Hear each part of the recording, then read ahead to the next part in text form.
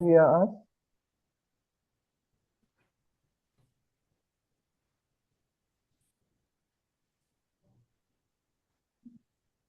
Okay, I'll request Sarah from Estate.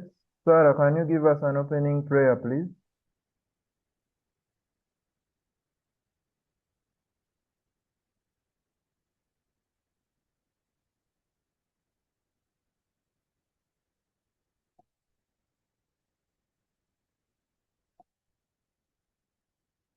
All right, I'll give an opportunity to the library team. The library team who are here, can you pray for us, please, and we start?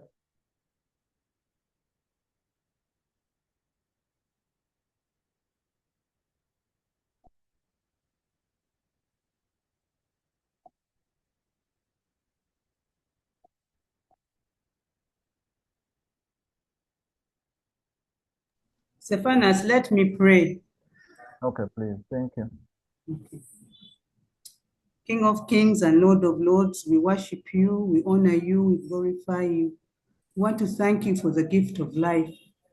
We want to thank you for this training that has been organized for us. Holy Spirit, we invite you to guide the trainers and us learners. Help us to understand and put into practice what we are going to be taught this morning. Father, we pray for the network and the internet, that everything may go as planned. And we are praying for our colleagues who are yet to join us, that you may enable them to join us so that we may learn together. In the precious name of our Lord Jesus Christ, we pray.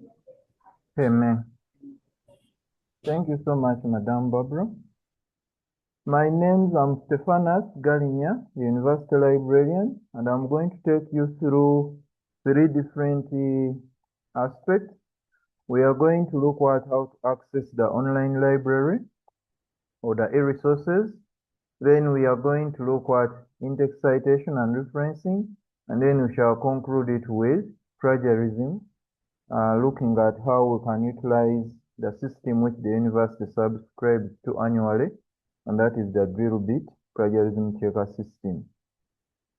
So this is our schedule for now, and today marks the last session for phase 1, and then starting on Thursday we shall be looking at different areas of concern, and the community mail is going to be circulated immediately after this session for you to get to know which data has been set for your department. Here we expect members from the University Secretary's Office, Legal Office, Dean of Students, HR Department, Bursar Stroke Accounts, Estates, Public Relations, and Procurement. Why? Because some of the members, which were supposed to be trained last week on Tuesday, we missed, and that's why we are merged and we are many for this session. So for us to access the library online, we have a number of databases here. I've listed a few. And then also we have what we call the off-campus access, which basically helps us to access the library databases when we're using our personal data in our homes or when we're in the fields. But right now we are going to navigate how we can access these databases when we are at the university network. So when you go to your computer or your phone or tablet, you go to your browser and type in ndegeuniversity.ac.ug. I hope all of us were aware of the university website. If you are not aware, I can still share it in the link, rather in the chat, so that you can be able to visit the page. When you are here on the main menu, we'll go to the library, and under library, we have what we call e-resources. Before I concentrate on e-resources, back here we have what we call MyLoft, which is remote access. Now for remote access, you get to us if you really need to access the resources when you're using your personal data, and we register you with your institutional email. So it works when you have an institutional email, then we can register you to be able to access these resources when you're off campus, because Milo also has a mobile app which can be installed on a tablet or a smartphone. When we come to the page where we have the e-resources, currently we have access to 22 databases which cut across all disciplines. Now, for faculties, we've categorized the databases for them, but for us who largely fall under administrative offices, but some of us, we've had an opportunity to be teaching, modular teaching, or you can be writing a paper for a conference or a workshop. You also need these databases. Or you are writing a technical report, you also need to access these databases. Some are for ebooks, some are for journal articles, some are multidisciplinary that you can be able to access different subjects cutting across, but also some serve both ebooks and e-journal articles. So far what we've come up with, for example, the legal office. The legal officer apologized and sent the admin. I don't know whether the administrative assistant is on, but for the law faculty, even the legal office, these are some of the databases they can be able to access. So we've categorized them, ebooks and then e-journals. We have OUP, that is Oxford University Press. Then we have EBSCOhost. But EBSCOhost, we access both ebooks and e-journal articles, and it's a multidisciplinary database. And for the ebooks, some of them you need to log in with your email account, and then you are able to access that. We shall run a demo and you appreciate so. Then also we have the journals. Then when you go to Faculty of Business and Administration and Management, where I understand human resource, estates partly, and then also University Secretary's Office, these databases can be very useful to you. What I need you to appreciate is that we share some of these databases we share. For example, for the ones for the ebooks, we share the subjects. You'll find that the database used by HR office and US office, procurement can also get something from there. So even procurement can follow under this quick reference list. And we have contact persons. The staff, the library team, they've been allocated as liaisons to different faculties. So it's not only the university librarian to assist you, but we also have the team in the library, they've been empowered to do so. Then when we go to science and computing, those who need materials in line with computing and science, you can also find resources here as well. Then education and humanities, it is the same. We have the databases. Why are we doing so? To ensure that you don't run through all the databases looking for materials and you are bouncing. You concentrate where you can get the information. But in case you fail, still you can get in touch with us. Now, estates, because most of the work you do is technical, the quick reference guide for e-resources under Faculty of Engineering and Survey, I understand it will be very more useful to you, and you find a number of materials there which can assist you, especially when you are writing technical papers or writing technical reports. You'll be able to get access to such resources. So after that, now we can go back to our databases here. We shall not be able to navigate through all of them because time cannot allow, but we are going to sample. And our sample will start with the ebook databases, and we shall first start with the EBSCO host. Then we shall look at Taylor and Francis, and then partly we can look at the Oxford scholarship, and later we shall switch to the e-journal databases. So when you come to EBSCO, you'll be recognized that you are accessing it through Ndege University. The university subscribes to these databases annually through the consortium of Uganda University Libraries, where all universities are supposed to be members, and now National Council has put it on the checklist. When they are inspecting universities, they also check to find out whether you are a member institution in the consortium, because they understand how the consortium is supporting the libraries, especially with access to these online databases.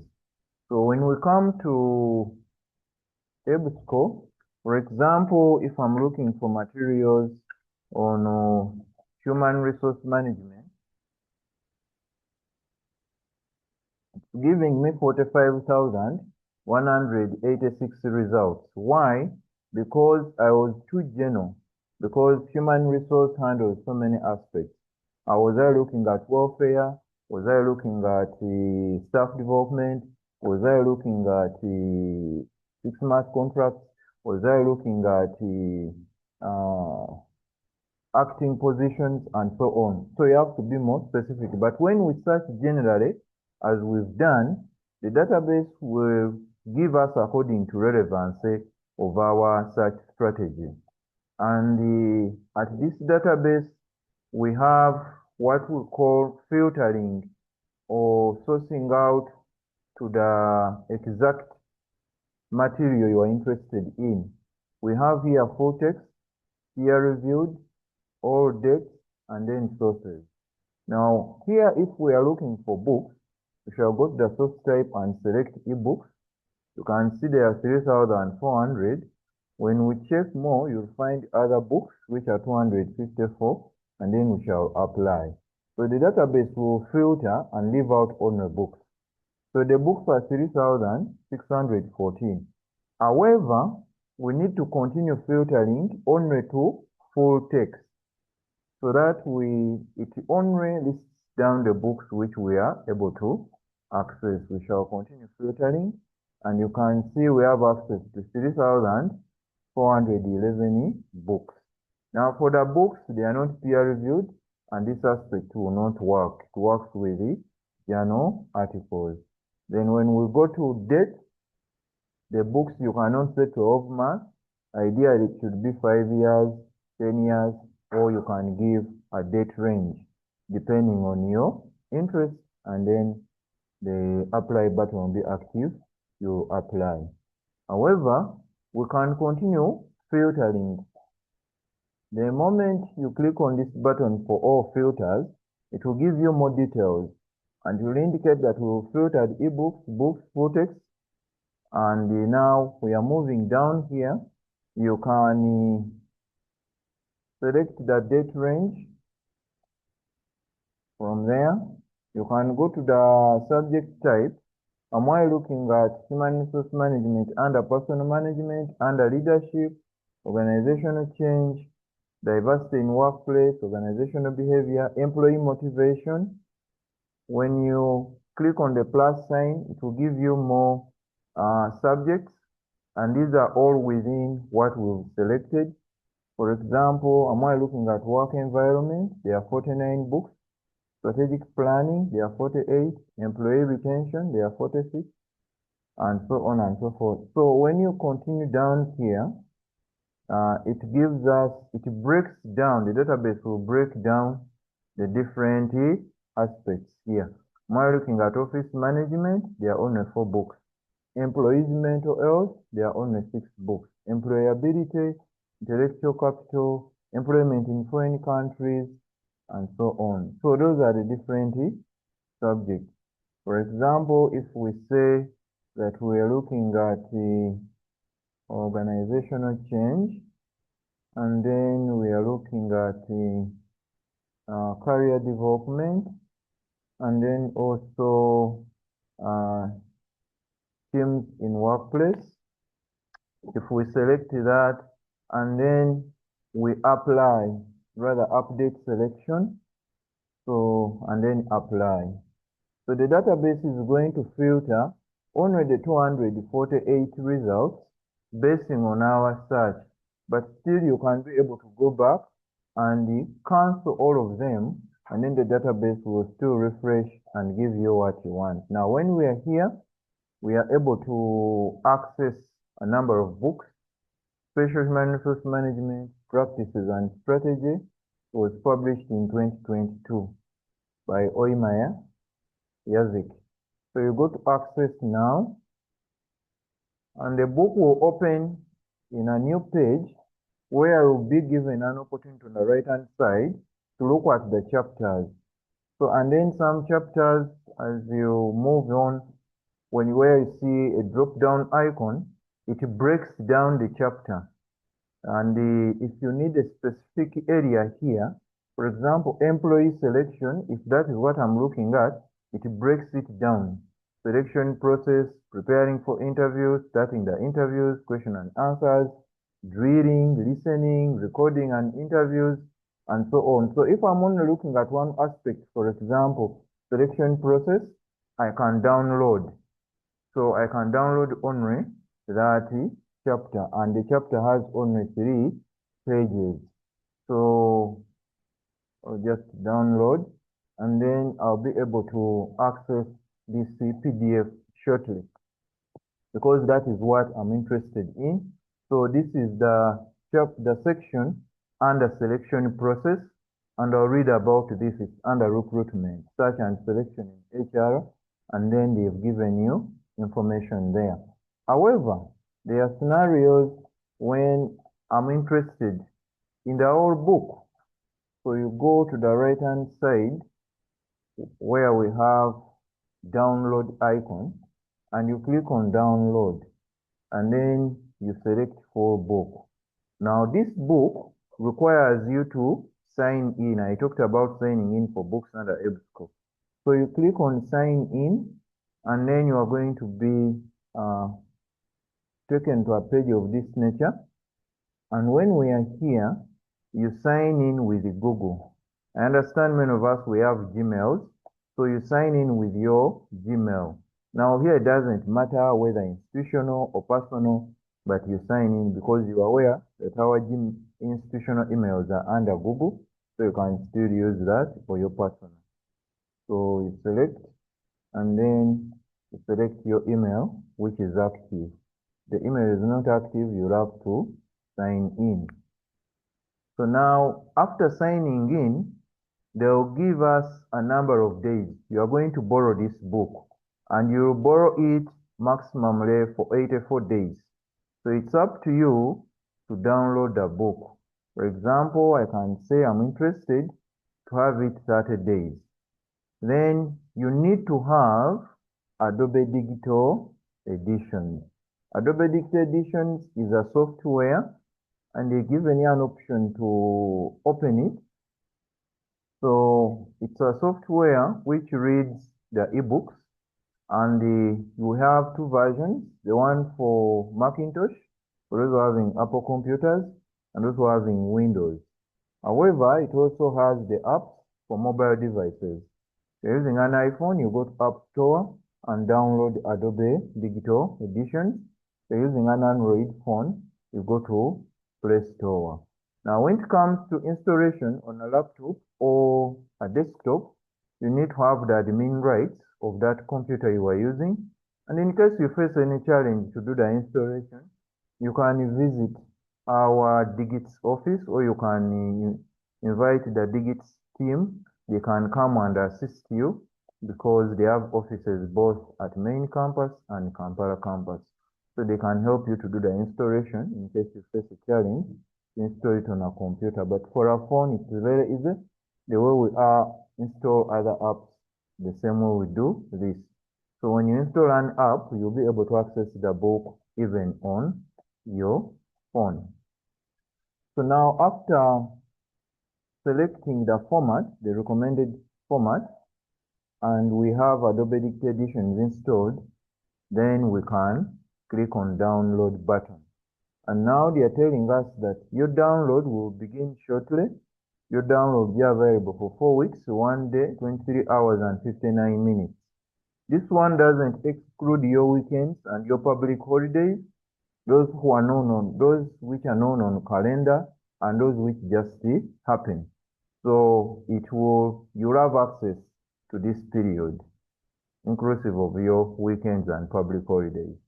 Then after that, we can close, and then we go to our downloads to double click and have a download to this book.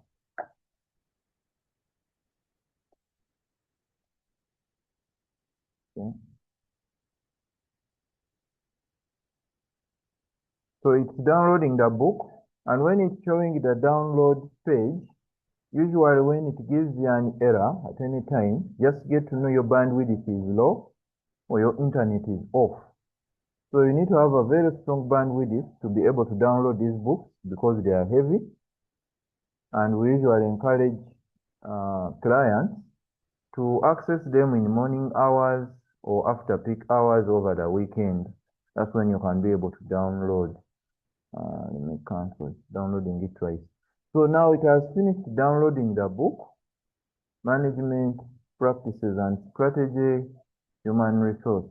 So when the book is here on the left-hand side of the page where we have the table of contents, you click on the drop-down icon, it will show you the different chapters.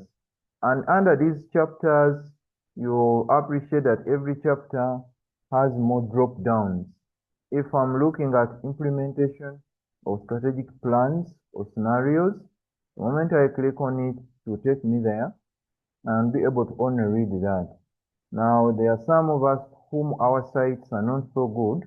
When you go to the right-hand side of the page, under this icon of change page view, you can put it to actual size, or you can zoom it so that the words are more clear. Then, if I'm looking, for example, there is a chapter which we downloaded, rather section which we downloaded. Don't still recall, it was under recruitment, yes, under chapter 2. And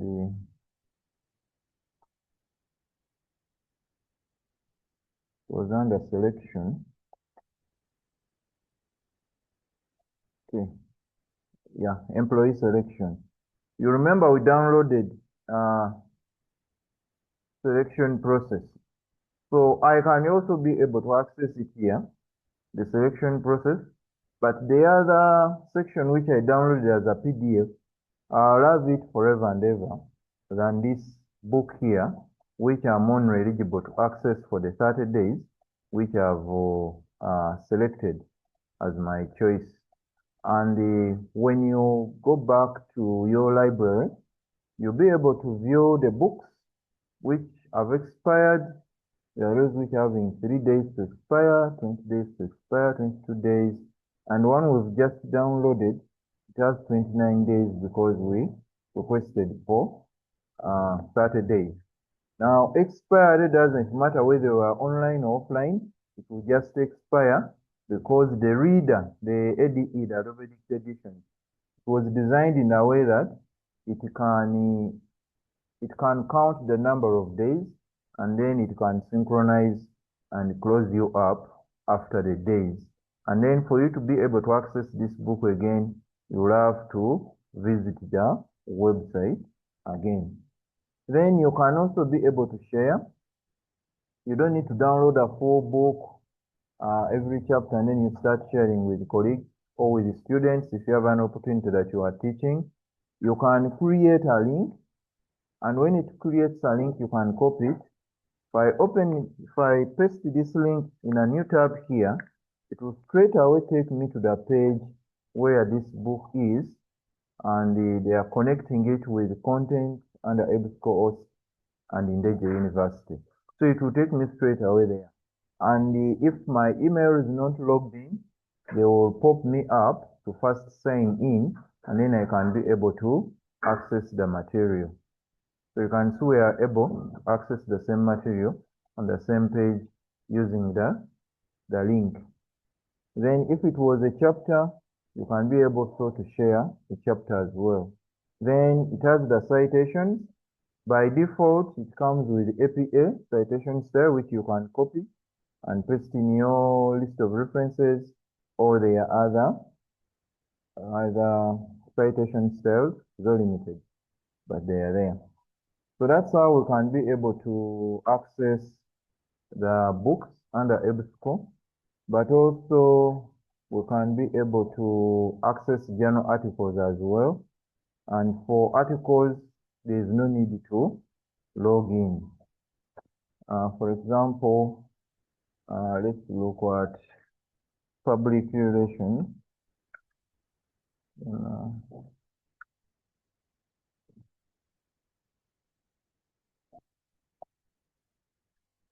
So public relations, they are giving us 127,426 results. But now we are looking at the articles. So we shall select the academic journal articles, apply, and then we shall select peer reviewed. Because these are articles, the numbers have dropped to 37,000. We shall select full text. So the numbers have dropped 7,000. So they keep on dropping depending on your interest. Then we can say for the last 12 months, because for articles, you can even get one which was published last week. So last 12 months, there are 119 articles. And some are not in English, but we can continue to filtering and select even by language. So you can come here by language and select only English, so that it removes these other languages. I think this looks like Russian. We apply, and then it will filter only 188 articles which are in English. So on the article before you download, we have these 3 dots here under the tools, which allows you to share, to download from here, to add to a project, to site. So when you click on share, it will give you different options. You can save to your Google Drive, OneDrive, or create a link like books, or send an email. You can share by email and send to a colleague, or send to a team of your staff. Then you can also download from here. The moment you click on download, it will recommend you to download it as a PDF, and then you'll be able to download, and the article is here. Okay, so our article is here. It was published under Taylor and Francis Group, but the EBSCO is hosting the page or where it is. And then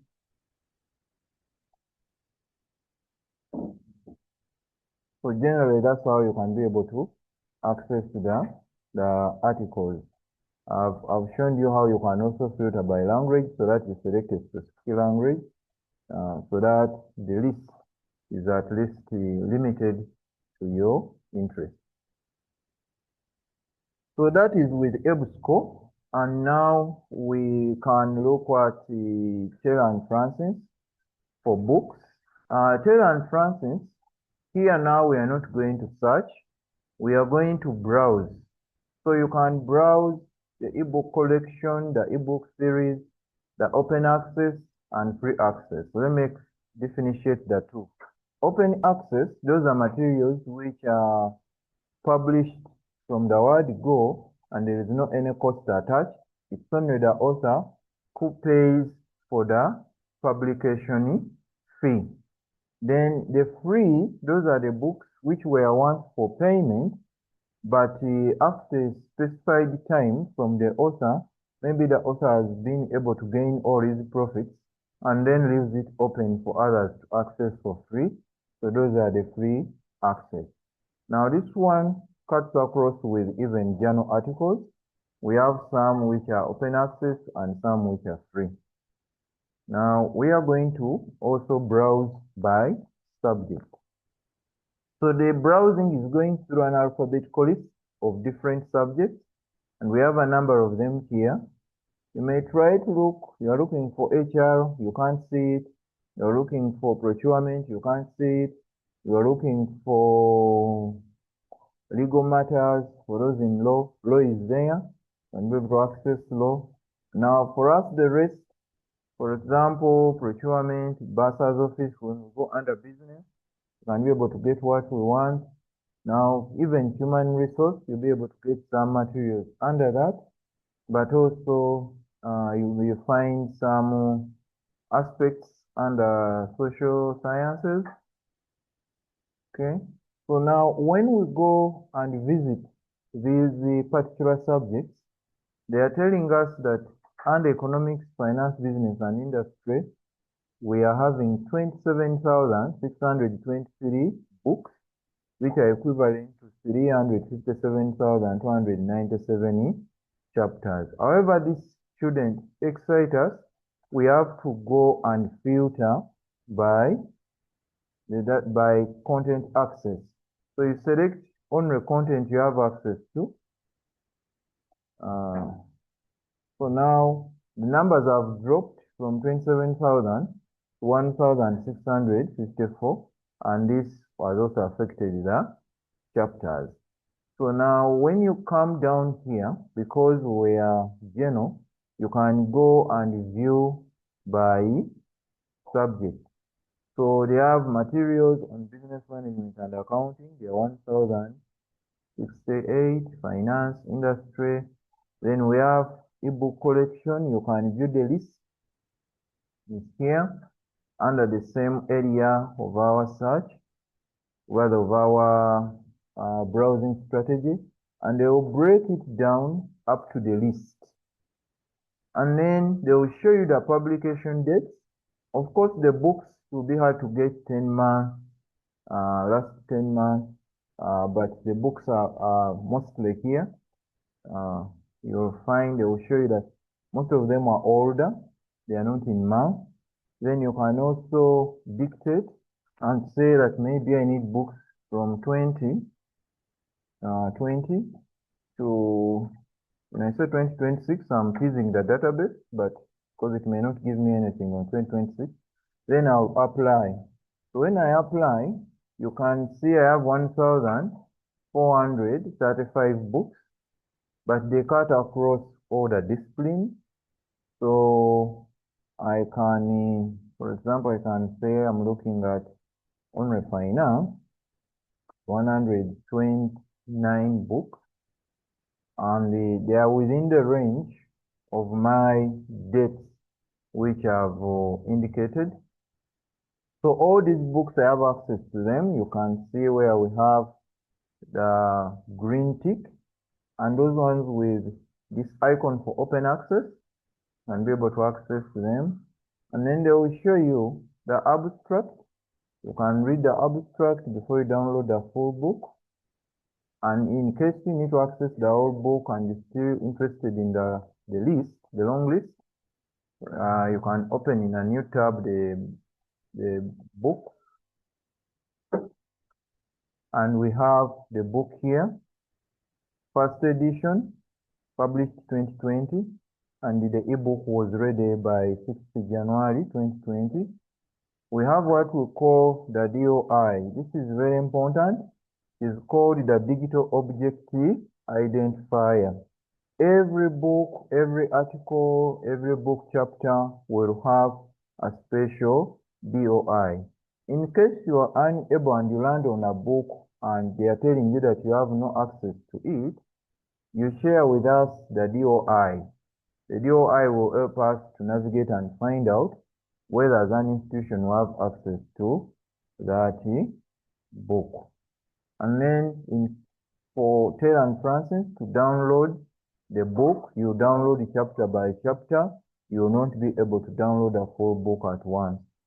So, for example, if we need this chapter, the origins and consequences of trust in online shopping, we shall click and it will open on its new page and here is the chapter. So you can be able to share it.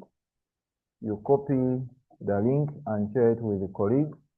You can be able to download a PDF, and here is a PDF. Now, this book, it was published by different authors. Every author has a chapter, meaning that it doesn't have authors, it has editors. As you see here, it has editors, and every author wrote a chapter. So that's how you can be able also to access books under Taylor and Francis. When we visit another database for ebooks, Oxford Scholarship Online, it's more or less the same way as Taylor and Francis. You'll be able to access a book through chapter by chapter. And for them, there is no limitation like EBSCO that you borrow for a number of days. You can have your chapters forever and ever. Now, their main subjects are here, but when you click on the drop down, it will give you more subjects in here, and that is Arts and Humanities. If you go under Social Sciences, you'll find there Business and Management, and under Business and Management, we have different aspects here. Human Resource Management. Here I can open it separately. Industrial and Employment Relations. If I'm interested in entrepreneurship, for example, colleagues who are in procurement, I can open it also separately.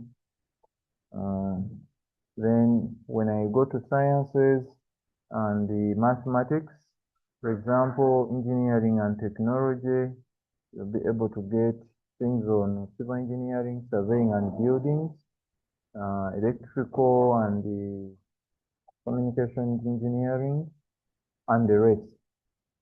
So when we visit these pages, for example, the one for human resource management, they're giving us 1,342 materials. But as I said earlier, this doesn't make you get too excited. You have to first select full text, and then also availability on the content you have access to. So we are glad that we have access to 1,341 materials, and among them, some are book chapters, some are books. There are 80 books. There are 927, rather 23 chapters. So even here, it will indicate that this is a chapter, this is a book. If you need only a book, you continue to format, and it will display only the 80 books. And these are the 80 books under human resource management. But still, when you go by subject, it will give you the drop down. Under human resource management, under the books, we have a book on managing equality and diversity, project human resource management, organization theory and behavior. When you click on show more, it will give you more info. So I'm looking at pensions and pension management. There are 3 books. That's what I'm interested in. I'll click on them and they will display those 3 books. Reorienting retirement risk management. You know very well in Africa we fear retirement. So now there is a book here which the HR can use. However much it was published in 2010 because we didn't filter by date, but that's what they have and it's available. If we open it, to display its abstract, the DOI is there for the book, which you can share with colleagues and they can also read. That's the online ISBN. ISBN stands for International Standard Book Number. That's the online one and the one for print. And then the keywords to entice you if you're going to really read the book. They are showing you the keywords, the subject, the major subject. Then you go straight to the book. It has parts, and within parts, that's where you find a number of chapters. The evolution of retirement risk management. You can view the chapter online, or you can decide to open it in a new tab and download it. So when I open it here, they will give me a small abstract about the book, rather the chapter. The chapter has 10 pages. It has its DOI. Remember, the full book had a DOI, but also the book, a chapter has a DOI. Then I'll be able to download a PDF. As well, I can be able to share. I can be able to read it online if that is my interest. And our PDF is shortly here. And this chapter was written by Robert L. Clark and Olive S. Michel. So the chapter is here. And the record will be indicated that you downloaded it from that site under NDU University on this date of 24th March 2026. So that info is indicated there. For example, if you are teaching students and you'd like to get evidence that they really use the sites of the university, the databases the university provides through the library, this is a clear indicator. It can tell you so. So you can easily know which student is telling the truth and one who is telling a lie. But the chapter is here, and then you can download it offline. You save it on your desktop, and then you'll be able to access it anytime of your convenience. So that's how you can be able to navigate through Oxford University Press. We only access books here. We don't access journals, however much they also have journals. So that's how we can reach at that if we do it by browsing. But also you can search, because we have a search box, you can search and then you'll be taken straight away to what you are interested in. You can decide to give a date range and give a range of when you want the information published between which period and so on. So civil engineering, we'll go by subject. So that's how then if you need only books, there are only 5 books. And if the database has limited materials, then you can visit another database because we have a number of them. So that is with the book databases. We have others which have books like Agora, Hadi, Goli, Inari, and Howari. Now, these 5 databases are under Research for Life family, which is being sponsored and supported by UN agencies. For example, Agora is supported by Food and Agriculture Organization, which is a UN agency. Then ADI is supported by World Intellectual Property Organization. Goli is supported by International Criminal Court and International Court of Justice and other international agencies in legal aspects. Then we have Hinari, which is supported by World Health Organization, and then also Oware, which is supported by United Nations Environment Program.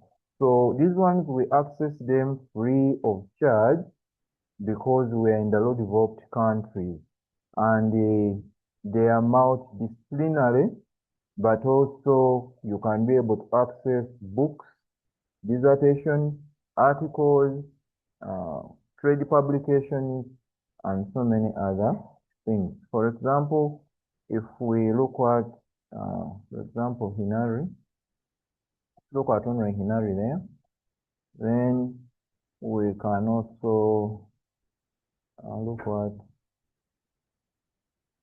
Emerald, then also Taylor and Francis for journal articles, and then IEEE.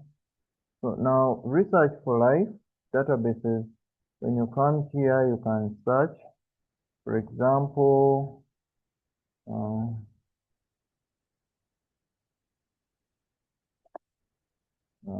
let me search something on procurement management.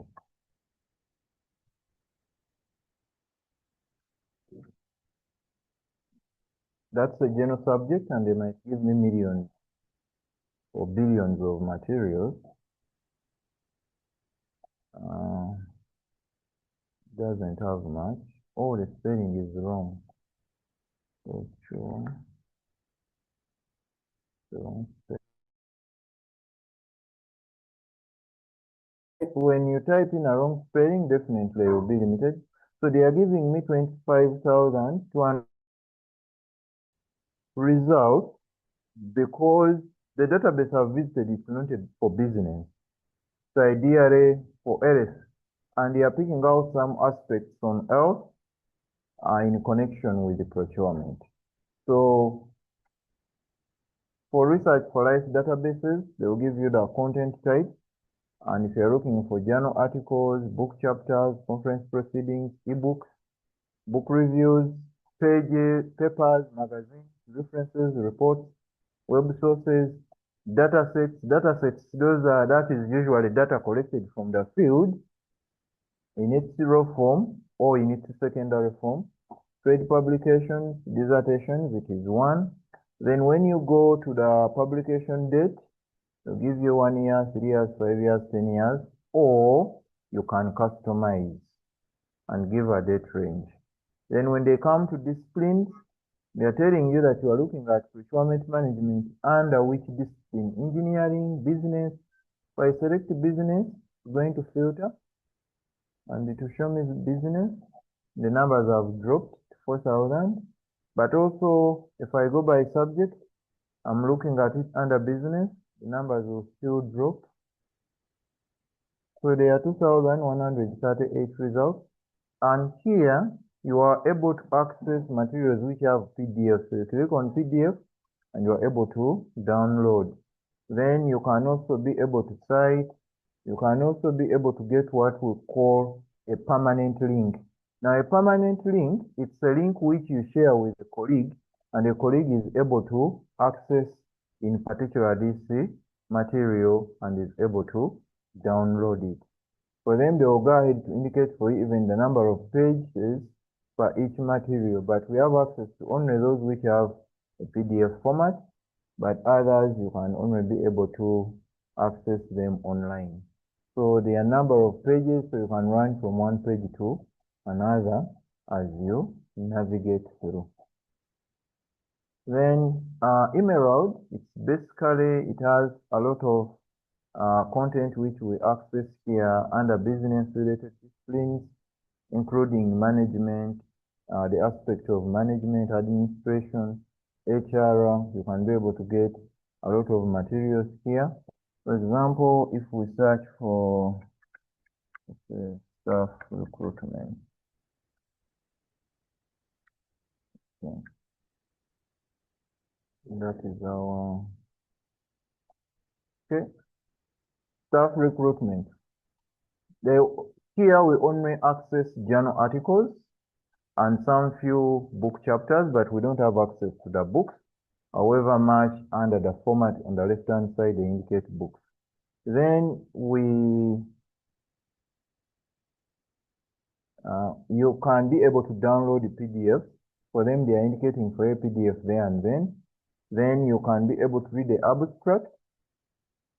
And if the abstract makes sense to you, you can view the article online. It's an article. If it's a book chapter, they will indicate so. You can be also be to access it online. And then you can be able to download a PDF. This article is on academic rank, gender, reservation, and research productivity, a comprehensive analysis.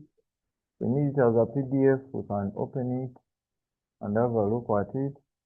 You can go by filtering and reduce this list because it's long, giving us 61,665 results. That is huge. And then let's filter and see, and then we update the list.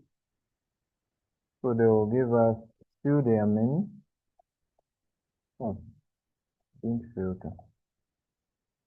Okay, it has now it filters and then goes back. It could be my network. Let's look at the article. So this is the article here.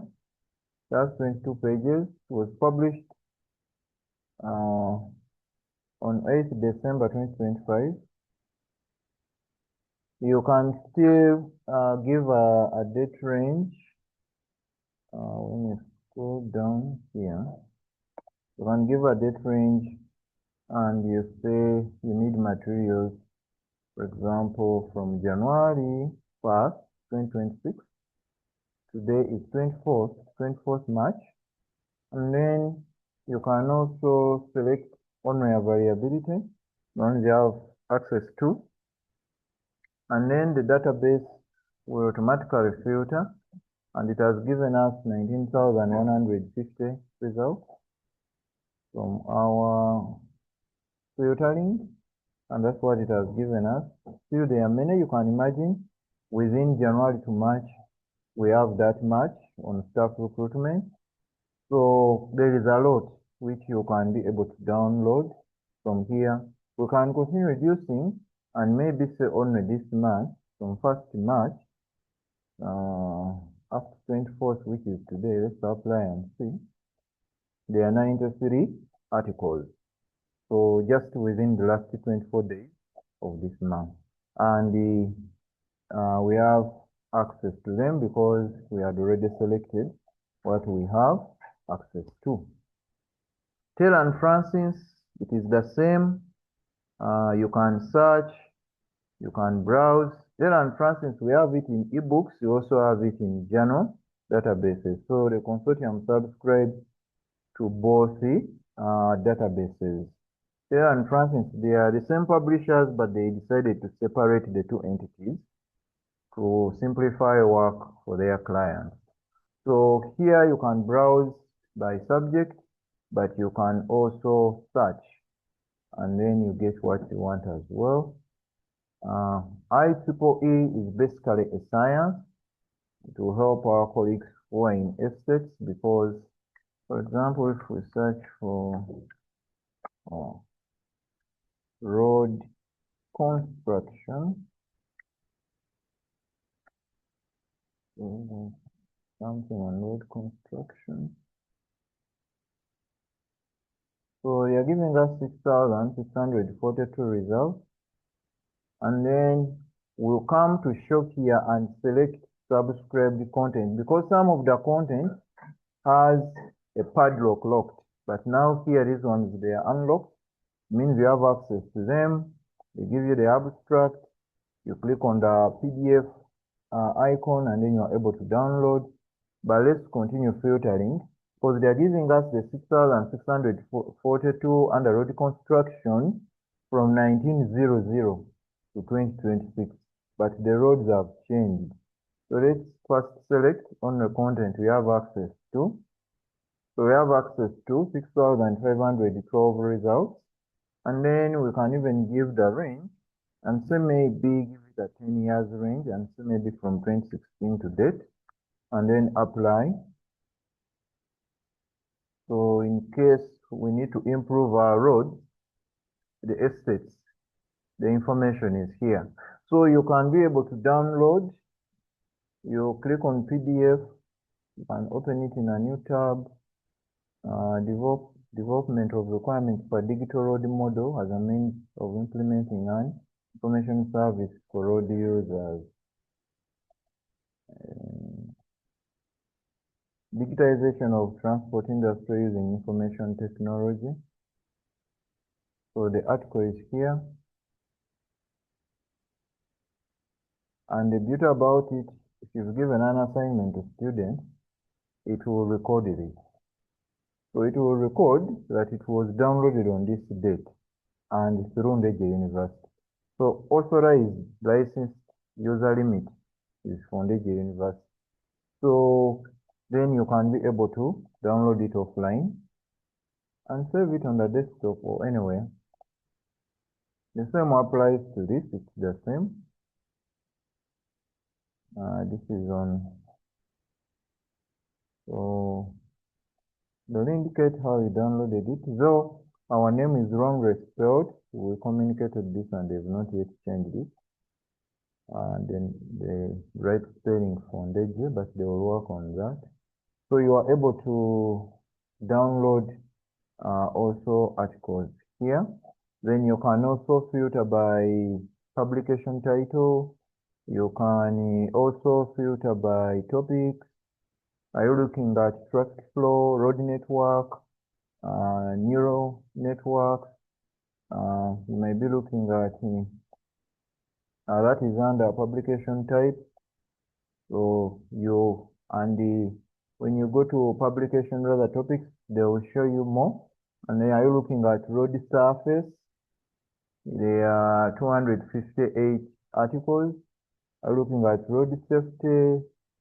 Are you looking at road construction in particular, highway construction, road segment, and so on. Pedestrians, for example, at our institution, we don't have pedestrian walkways. There are articles here on pedestrians. So you can be able to read about them as you come up with your technical report or assessment.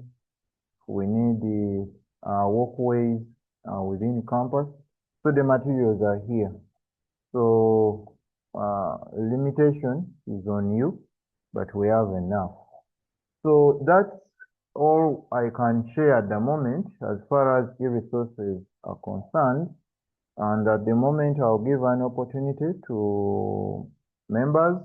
If you have any addition before we have a commercial break for 5 minutes, and then we can switch to in-text citation and referencing. Thank you so much for your attention. So if you have any addition or if you have any questions, as far as this first part is concerned, please feel free now to ask before we break off for 5 minutes. Thank you.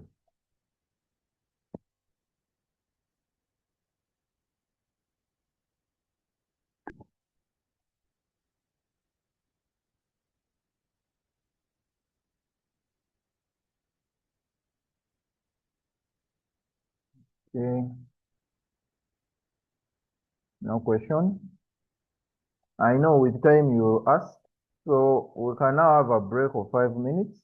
Then we shall return and look at referencing and the citation. Thank you.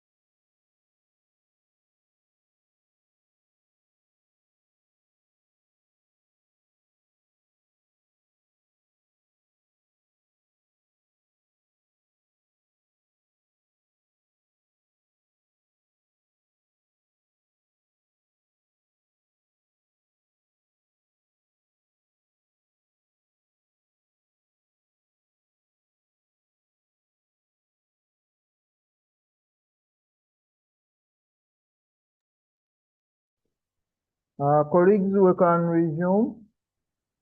And now we are going to look at in-text citation and referencing.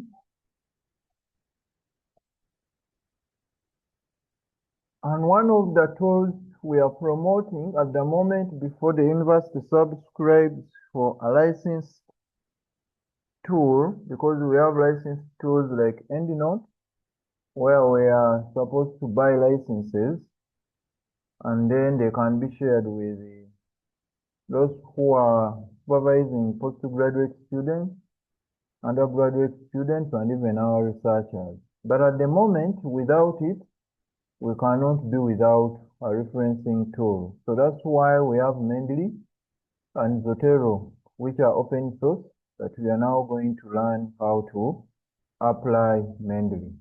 We are saying that Mendeley is changing the way we do research. Mendeley is a reference manager used to generate citations and bibliographies in Microsoft Word. Previously, we used to do in-text citation and generate references manually, but now we have tools, and Mendeley is one of them. It's an academic social network which helps the researchers to organize their work, share and also discover papers, as well as collaborate. So currently it's used by over 6 million researchers around the world and more who are utilizing Mendeley. It has basically 3 goals, mainly. 1 is to organize your references, 2 is to collaborate with others, and then thirdly, recovering new research. It is also used for annotating your PDF files and organizing your reference library. We are going to look at how you can create your personal library yourself, but after gathering these materials from the different databases we've looked at, and then you'll have your materials for a long period of time. As I said earlier, it is a free software which can help you to do a number of things on different platforms. You can use it online, you can use it on your desktop, and we are going to look at that. We are going to see how this product works, how it looks like, and how you might use it. To start with is to create an account. So we are going to visit mendeley.com, and you'll be in position to create an account. In case you're attending this session and you have 2 gadgets, a phone and a laptop, you'll be able to create an account using even your phone. And when we are creating an account, it is very simple. You only need your first name, your last name, your email, and then your password, and then you get started. It takes very few minutes, and then you have an online account. However, after creating an online account, we need an offline account, or the local account, which is on Mendeley desktop, and I'll demonstrate how we can be able to download the software. Mendeley desktop, the one which is offline, will help you to get experience on how Mendeley works. You'll be able to build, maintain, and order your personal library. You'll manage your personal library, but also you'll be able to read your materials within your account, but also we are going to see other writing functions. Okay, so this is the setup of a library, but we are going to demonstrate this. I'm going to demonstrate this. You'll see how the page looks like on Mendeley desktop. Then we have what we call the Mendeley web importer. You can import materials straight away from the databases we've been looking at into your Mendeley account, the online account, which will reflect the cloud account. So when we go to the importer, you can import articles with their PDFs, though sometimes it may not pick the PDF, it will pick the reference details, and then you'll be required to download the PDF manually and then upload it under your Mendeley desktop. Ideally, as it is a free software, it has no capacity to uphold a full book, like the books you would have borrowed via EBSCORS. It cannot upload a full book because the book reader itself doesn't allow so. So if you are going to use chapters in a book, you will be required to first download those chapters, and then those are the ones you can upload here. So you will be able to highlight and annotate documents because it deals basically with the PDF, and there are a number of colors which we call the rainbow annotations, the colors which you can use to highlight your work based on your interest. There are 8 in number, and we are going to look at them. Then we have what we call the citation plugin. So we are going to see how we can do the plugin for Mendeley. And then this Mendeley, when you plug in, it connects with your Microsoft Word file. Then after plugging in, we shall be able to generate in-text citations in Word, merge citations, insert bibliography, which we ordinarily call the reference list, and then also find a number of citation styles. So that's the brief about Mendeley. The biggest session I want us to run it practically so that you get a feel of how you can apply Mendeley when you're writing your conference papers, articles, those who are schooling, the assignments, research, and so on. Thank you.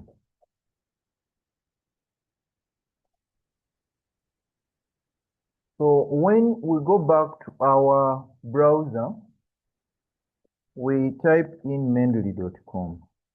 We are going to start by creating an account.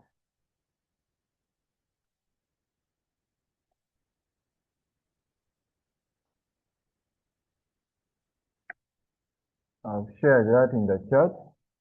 So when you are here, you go to sign in. And for us as first-time users who have never used Mendeley, normally when you click on sign in, it will take you to a page where you are required to insert in your names, as I demonstrated in the slides, your names, your email, and then your password, and then also confirm the password. So that will be the shortest form to fill. But when you are using it regularly, as you see my account, the email which I use for training sessions, now you can see for me the email is already in. What I'm required is inserting my password.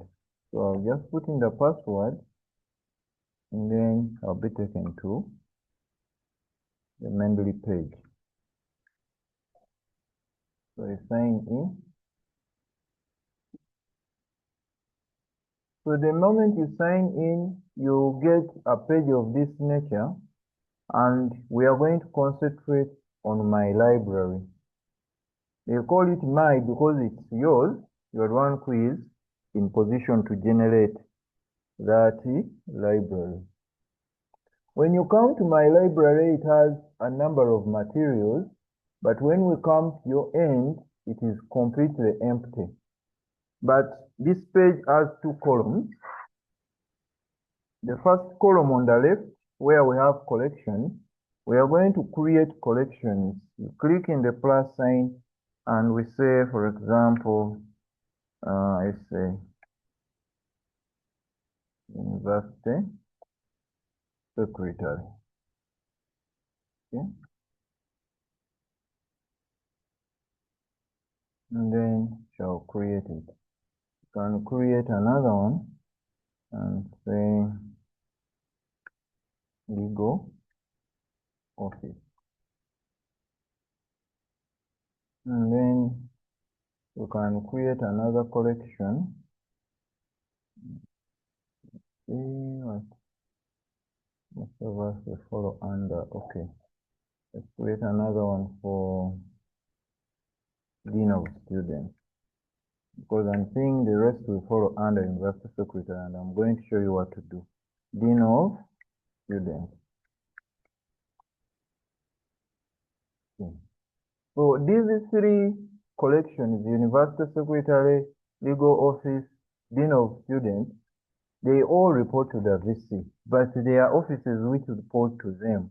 For example, when we go to University Secretary, we shall right and click and create a new sub collection and call it Human Resource.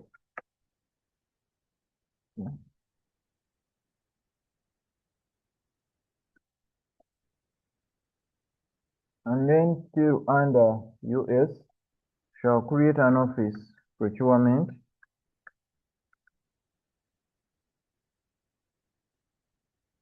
Still, when we go back under US, we shall create another one, estates.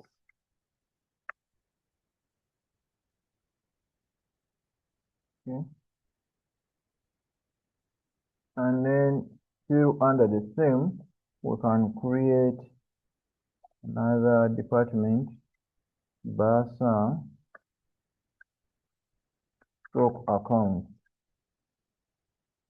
and profit. Then when you go to legal office, you might realize that we may not create sub collections there because it's one office. Then when you go to Dean of Students, we can create sub collections and say student welfare. Okay. Then under the same, we can create another sub collection and say games and sports.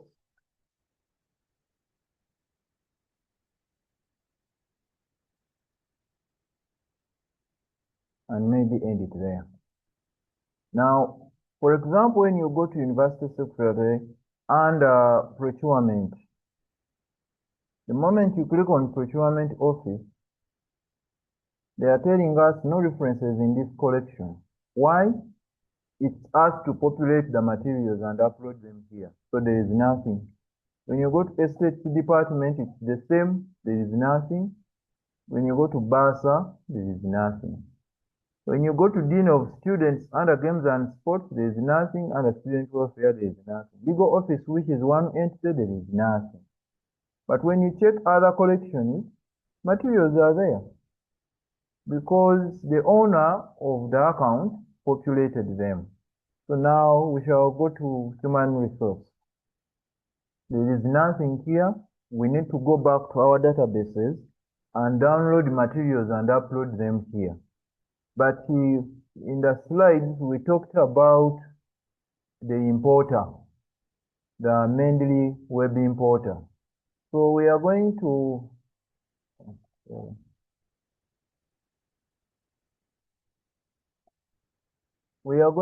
import. We are going to open up a new page and then just type there Mendeley web importer.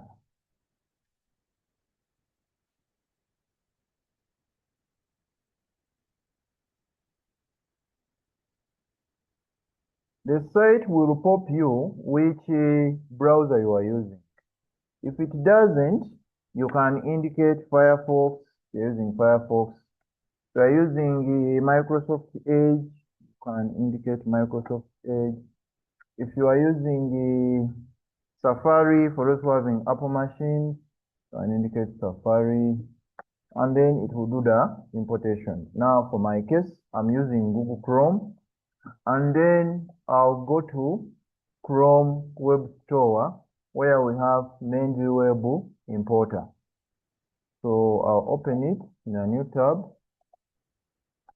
And they are telling me that we have here Mendeley Web Importer, add it to Chrome. I'm adding this extension to the browser Chrome.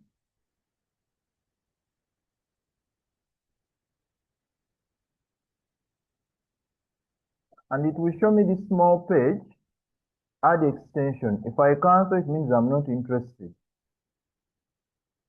So that's why the search is still searching, waiting for my decision. So I'll add to extension. And the web importer for Mendeley has been added to Chrome. I'll close that. And then in the far right-hand corner, we have an icon there for extension. You click on it, and then you pin Mendeley Web Importer, because this is the Mendeley icon. You click on the pin, and after pinning, the Web Importer is there. Mendeley Web Importer. Now, we shall go back to our databases here. And then, for example, we can use Taylor and Francis. Let me use, can use Taylor and Francis, or we can use Emerald, any journal database. And then we search, for example,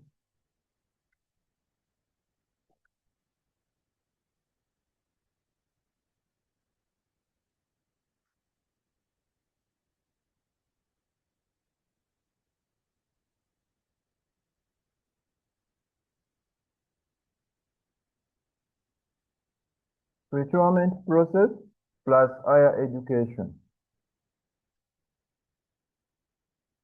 That is what I'm interested in. So the database will either give me no results. It has given me 44,000 results. Then I'll first filter on the content I have access to, and this is provided to me through NDU University.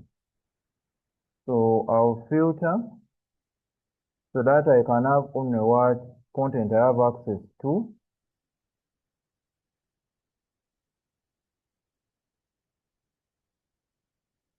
So depending on your network, if it is slow, it will take this long. If it is fast, it will be fast. It's unable to give me the result because of the network. Network. I can try also another database because of time. Search for the same subject.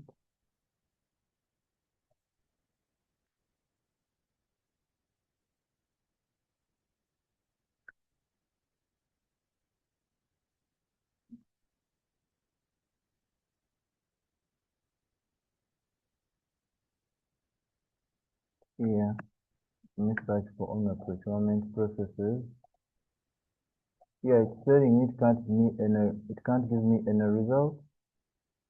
So if it can't give me any results, I have to check my search strategy. Here they are giving me 44,613 results. I need only journal articles. I'll filter, and then I'll continue. Select only what I have access to, and then also give the date range. Give from 1st March to 24th, which is today, and apply. I don't need many. So they are 70, still they are many. So after this, I'll click on my Mendeley Web Importer. And the moment you click on it, it's going to sign in your Mendeley account. Remember, I opened up an account and we've not closed it. So it is able to detect 19 references. And I'll select the ones which have in PDF. It's still loading. It also has a web page, but I'm not interested in that. I'm interested in the PDF because I'll be able to read them after. So PDF only.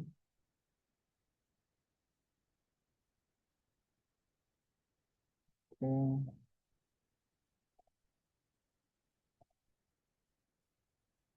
Still loading.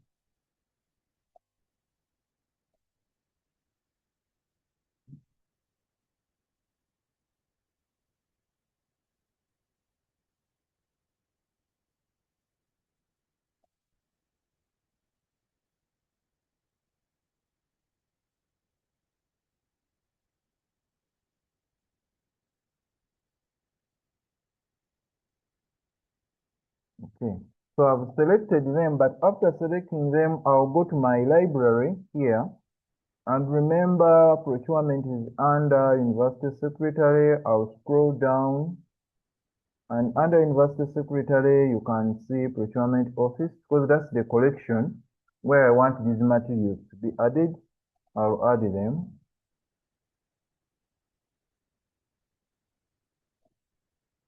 And I pray that it adds them, because depending on the network, sometimes it fails to upload and you have to upload them manually. So it also depends on your bandwidth. Sometimes it uploads only the reference and leaves out the PDF. But we are glad here it has been able to upload some, but for the ones you see in red, it has been unable. It could be heavier, and then those 4, you'll have to download them and add them there manually. So it is indicating X PDF, meaning it has picked the citation info, but it has left out the PDF material. So now we go back to our Mendeley account here, and we are going to go to procurement, and we shall click on procurement. Our materials are here, and ones which have in PDF, the blue icon is indicating so. Now we talked about reading the material within your Mendeley account. You come at the title and double click. In the moment you double click, you are able to access your PDF material on your Mendeley account here. And on the right hand side of the page, they will give you the bibliographic information of the article, the title, the authors, the publication, the month it was published and the date, the pages of the article, and other details as well. So our article is here. I don't know why it's starting from, it's not indicating the cover page, but our article is here, online. Okay, it was still loading. Institutional and market barriers to sustainable procurement in South African state-owned enterprises. It was published on 4th February 2026, that is last month.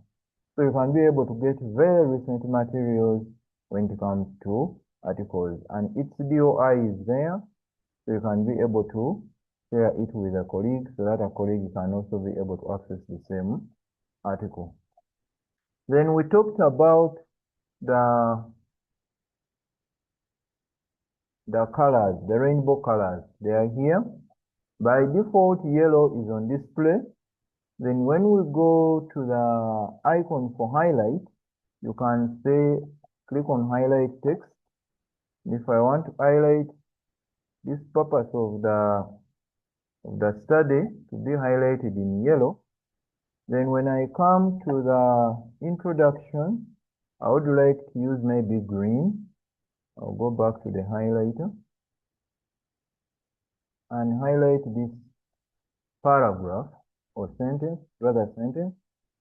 Then the next sentence within the same paragraph, I want to highlight it with red. Then I'll put a note. So you can put a note and say maybe suitable for problem statement.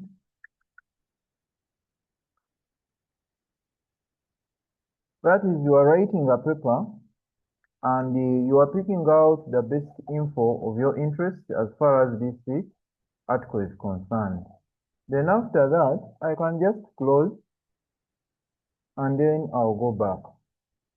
So this is how you can be able to read your materials online. Then when you go to games and sports, there is nothing. When you go to student welfare, there is nothing. So it is on our side to populate that. But now we are going to go to Mendeley desktop. After creating an online account and populating some materials in our library, now we need to have Mendeley desktop. So we shall go to our browser and say download Mendeley desktop. Currently, Mendeley is on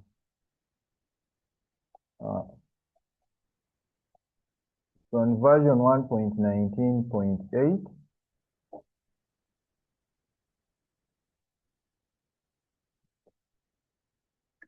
For those who are willing to download, I've shared it in the chat. The link for downloading Mendeley desktop. Now, there are different systems here recommended. Your system is the one which you pick. For Windows, Macintosh, those are Apple computers or MacBooks. Then we have Ubuntu 32, Ubuntu 64, Linux 32, Linux 46. Now, for you to do the installation, you need to have the admin rights of the computer you are using. Whether yours personal or office, because these open softwares, they have no harm even to office computers. You can do the installation, but if Digit kept the admin rights and you don't have the rights, you need to contact them and then they can come either unlock or do the installation for you. So you install the version which suits your computer. And now after downloading and installing, this is what the page will look like.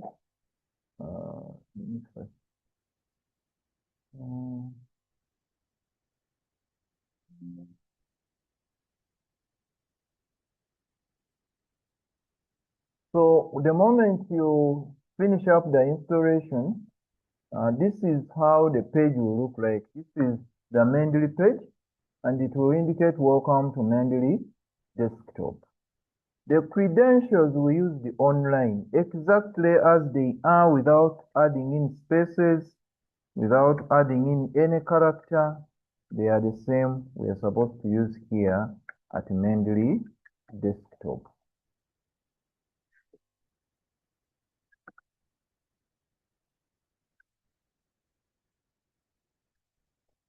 And then you click on stay, signed in, only if it's your personal computer.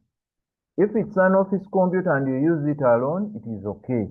But if you share it with a colleague, it is not okay because a colleague by accident may delete your work because it's very easy to delete materials within Mendeley desktop.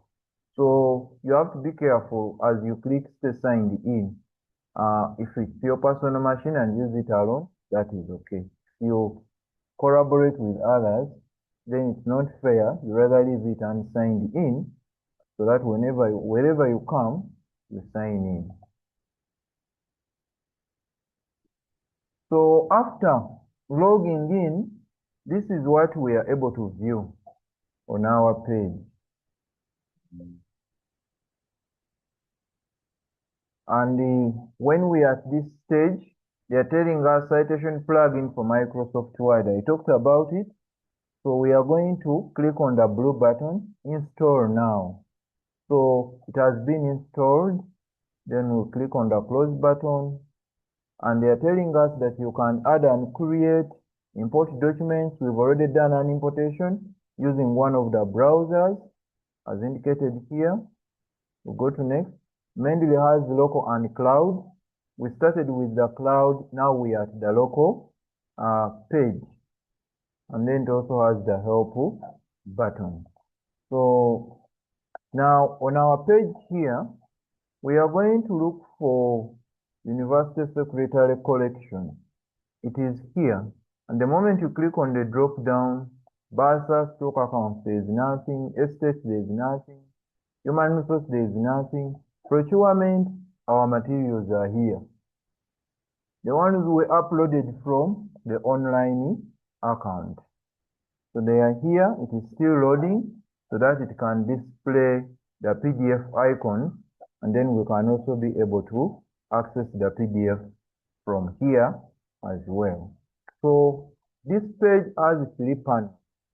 It has the left, the middle, and the right. The right panel is only active when you've clicked on the middle panel where the items are.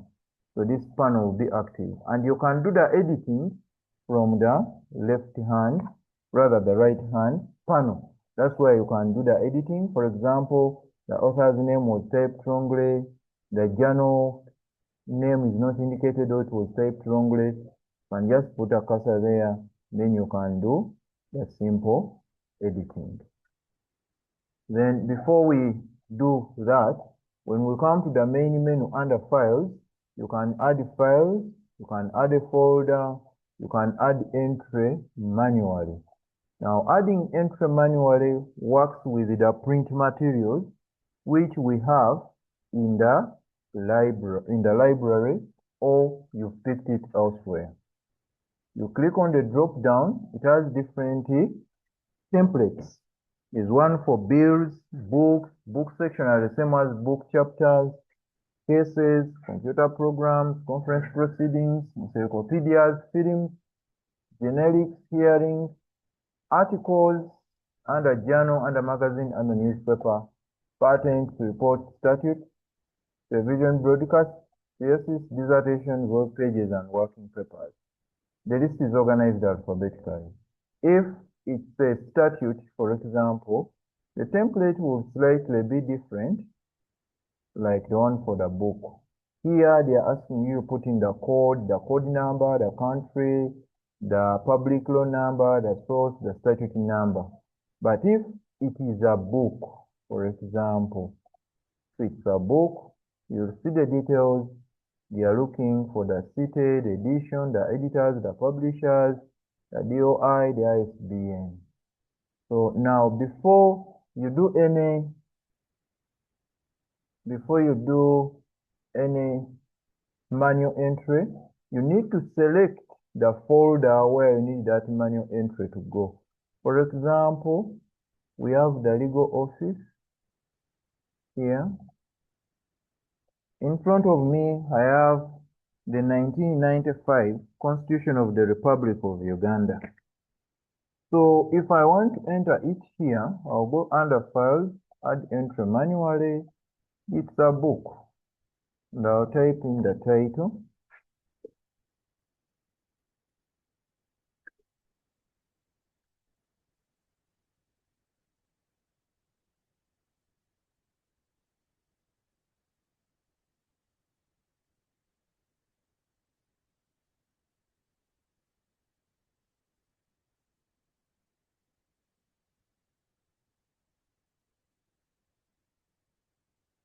The author is Uganda Law Reform Commission.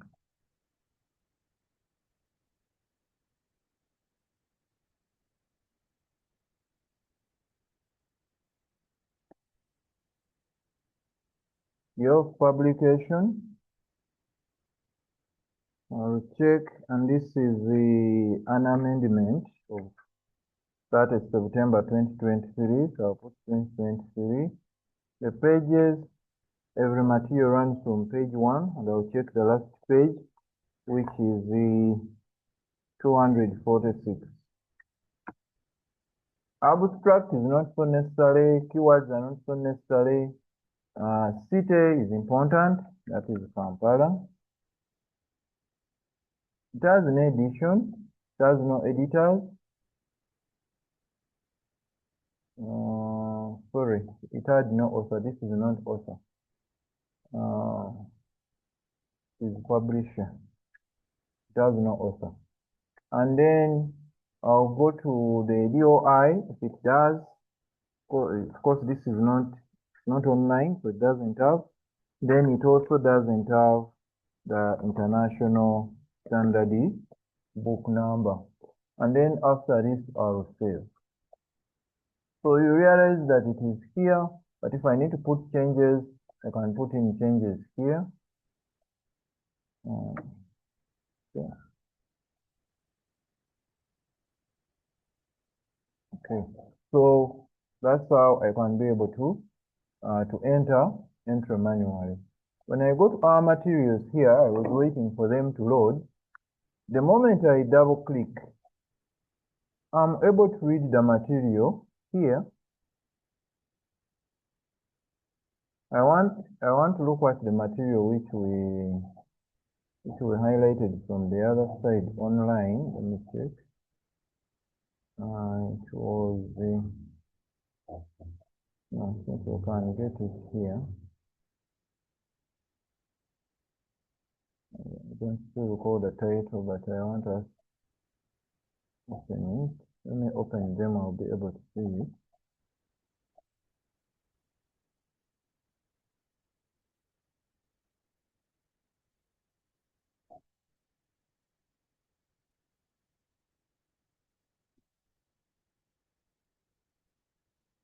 Oh, no, this one is no.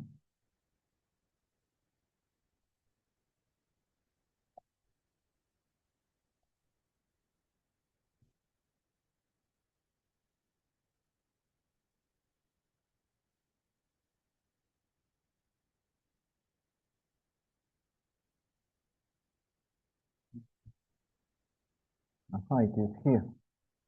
So I just wanted to demonstrate to you that what we highlighted from the other side, we are able to reflect it here. So that's how Mendeley works. So it will help you to save your work on the cloud, but also save it on the local storage.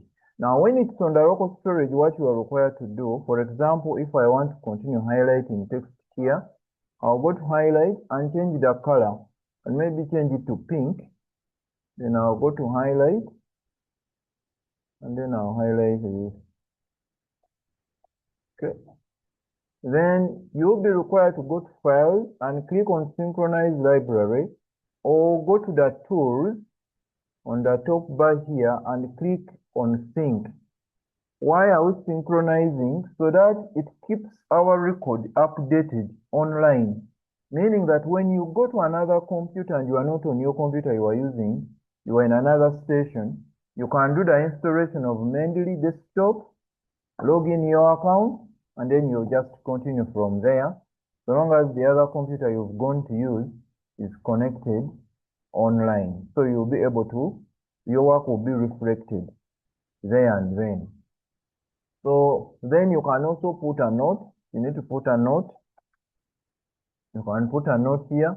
If you are not interested, you can delete it. The delete icon is there. You can be able to delete. If your site, you can't view these words as small, you can zoom. You can zoom as much as you want. So that's how you can be able to also play around with your materials here. Whatever we upload to the other side, we are able to access it here. And the materials which are PDF, you will mark them. You can mark them by highlighting them, and then you go back online and download them manually, and then later upload them here. I'll give another example. For example, when you go to HR, which is completely empty, go to Add Files, and then we shall visit our downloads for today and select a number of them which we want to download, and then open. So it will upload the materials here because we selected HR. If you want to add more, you can still add. If you're on desktop, you can go to desktop and choose a number of materials. Okay. Upload them here as well. So that's what Mendeley will do for you. So you have your materials here. You can also be able to read them from here. So this was a book chapter on risk management, retirement risk management. Okay. So we've been able to upload a chapter here. So you'll be in position to upload the chapters. And then to show you the authors, the publication, and the rest of the info. This one has a DOI, it has an ISBN. So Mendeley will be able to pick them from here and they will be reflected here.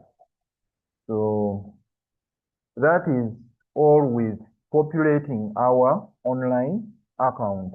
Now, after that, we are going to open a Microsoft Word document, and the next step is to work on our assignment or technical paper.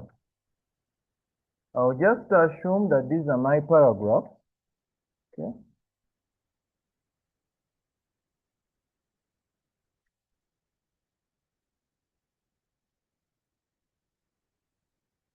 I may stop there at the moment. Then I'll put my cursor where I think that the citation should be. I'll put my cursor there, and then I'll go to the top menu and click on references.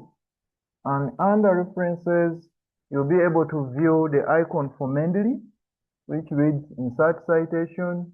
There's one which says insert bibliography, open Mendeley, and so on. But before doing that, when you go back here, what I've not showed you, under view, we have the citation styles. By default, Mendeley will pick APA, but you might be interested in other citation styles. You click on more styles, and it will give you a number of them. If the style is not among this list here, then you can search for it. For example, the lawyers use or scholar. That is Oxford for the scholarship. Just not spoken to.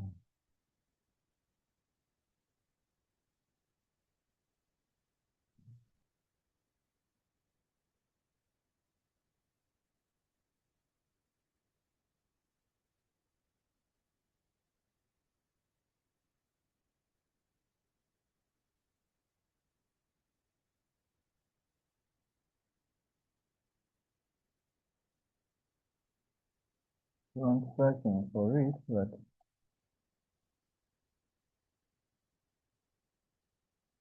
okay, get masters. Okay, Oxford. So you go to get masters. So I'm looking for Oxford scholarship, which usually the law fraternity uses. Oxford here.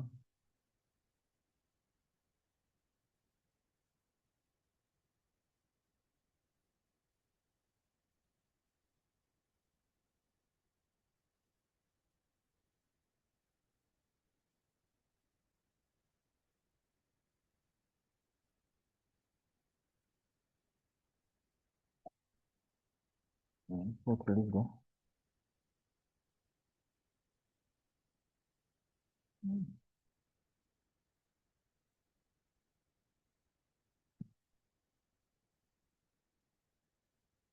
This you do it when you are online. If you are offline, it will not work. But it's failing to pick what I'm looking for.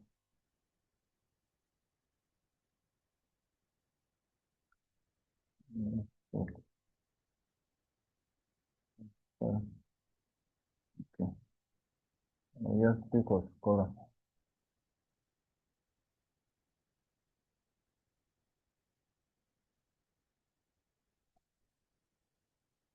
And select installation because it's the one which the law fraternity uses, and it was not among the list.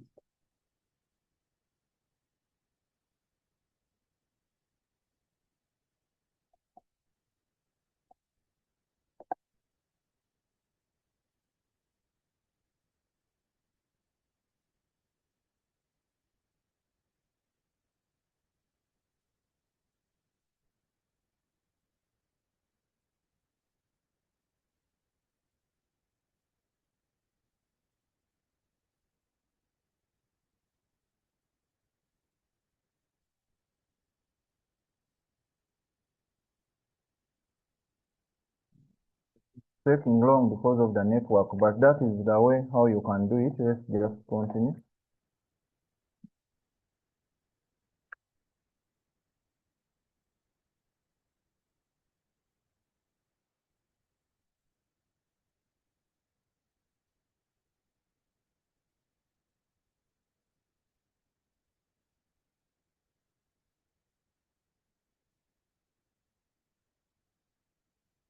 Okay. So I assume that this is my assignment, and in the references, when I click references, I'll come here and click on insert. I should have already made a choice of the citation style, and then I'll come, if I'm not so sure of the author or the title or the year in my library to search, I'll click on go to Mendeley. Now it will bring me here to my page, and I'll select if the materials which I'm interested in, they are under Human Resource Office, and that's what I'm working on. And then I'll select them and click on the icon above the word cite. So the citation has been added there automatically. Then I'll go to the next sentence, and this time round I would like to maybe the element is under procurement, and then I have the author, there is Baloye, there is Kayode, there is Camille, and those are the ones which I want to use. So I'll come to my assignment here, click insert, and search for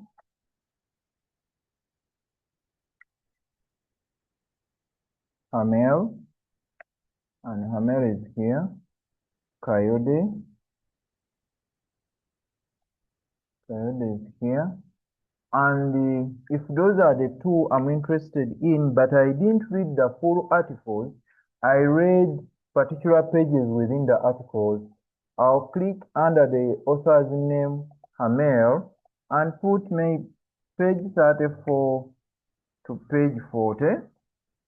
I'll go to Kayode, do the same. I read page 3 to page 7. And then after, I'll click OK. So the citation will indicate the particular pages I read within that particular article, not general as the first sentence was.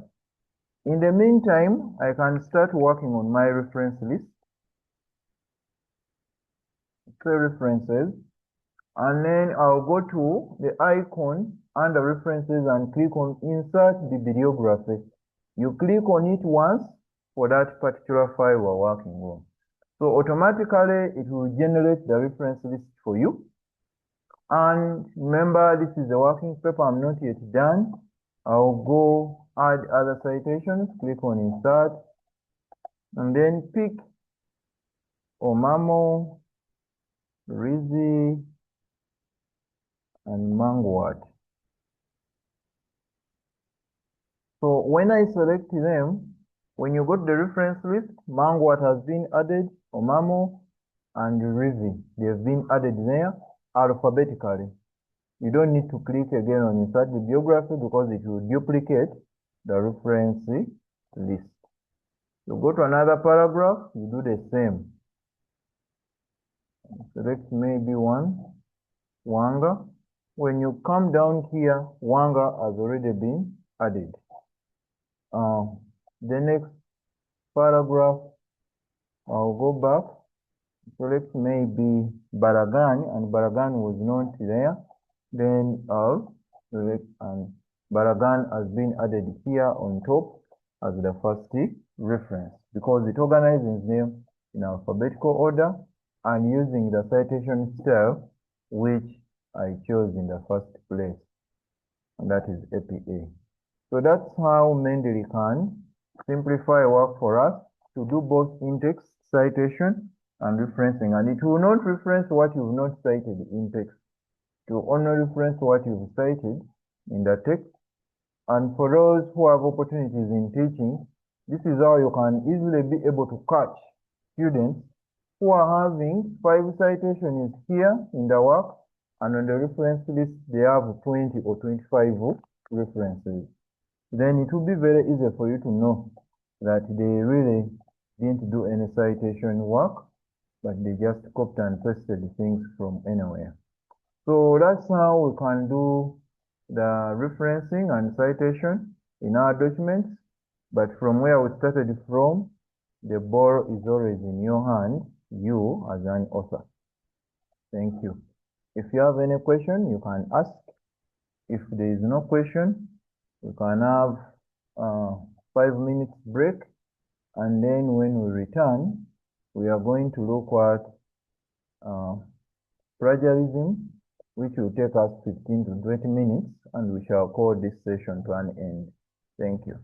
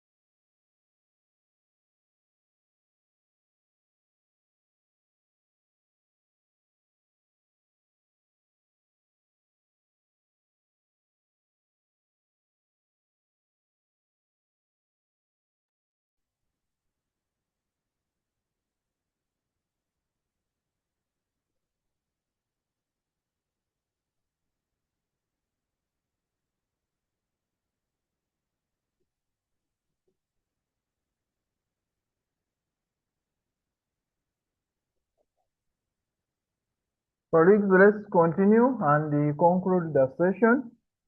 We are now going to look at the plagiarism system which the university subscribes to annually.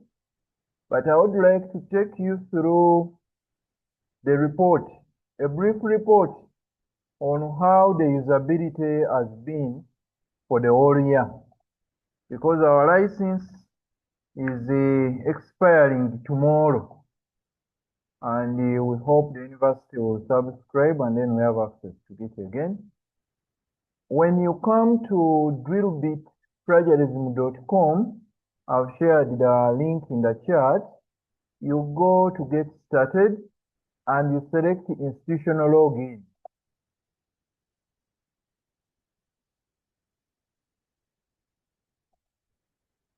Now first sign in the administrative account. It was registered under the names of Alan Warusimbi. So because it's the one managing the teaching and learning management system. So when we are in this admin account, we have the instructors. The university paid for 300 licenses for instructors. Instructors are lecturers. And then also 400 licenses for students. Those are 700 licenses. However, it has been not utilized for the whole year because we were granted access in last year in March. And when you look at our active account validity, it's only 1 day remaining, meaning tomorrow it will expire. And we shall not have access to this platform until when it is renewed. So when you look at the submission, I'll go to document type. Other documents which have been submitted, there are 102. Project work, there are 44. Assignments are 29. Articles are 25. Dissertations are 23. Theses are 7. And others which are taking 1%. When you go to departments, you'll see that computing department has utilized it more, the library, and then others, Faculty of Environment and Agriculture Sciences, IT, Quality Assurance, Digits, Mechanical Engineering, Faculty of Business Administration and Management, and so on. So this is just a brief summary, and then it gives us a trend analysis whereby the work which has been submitted for the whole year, 93% is ours, and 7% is the one which has similar works in other databases. So we can have a look at the instructors. These are the instructors who have accounts. Some are lecturers, some are staff.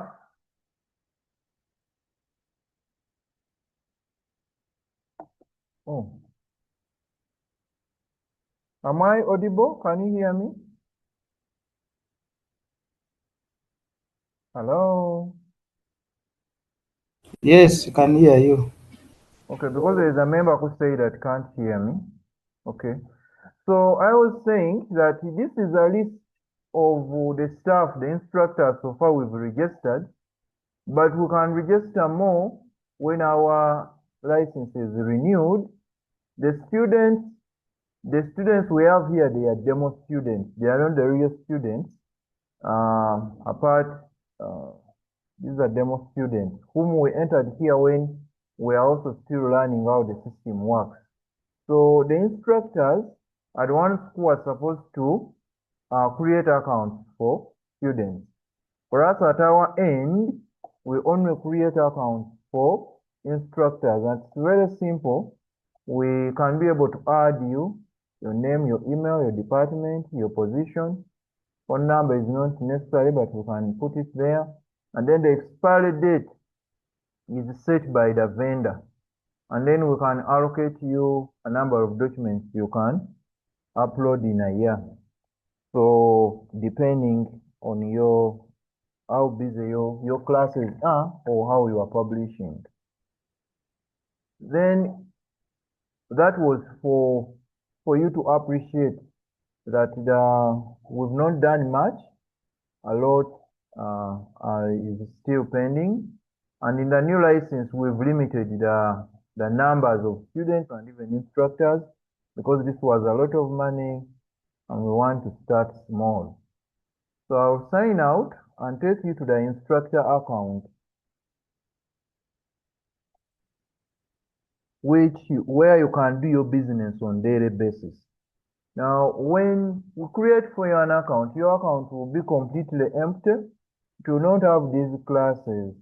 The classes are the course units which are being taught, or they are the projects. You can be working on a project and you're writing a paper or a technical paper, and we go to the right-hand side at the bottom under the blue button and click on create a class. We first create a class. For example, I can create a class and call it procurement.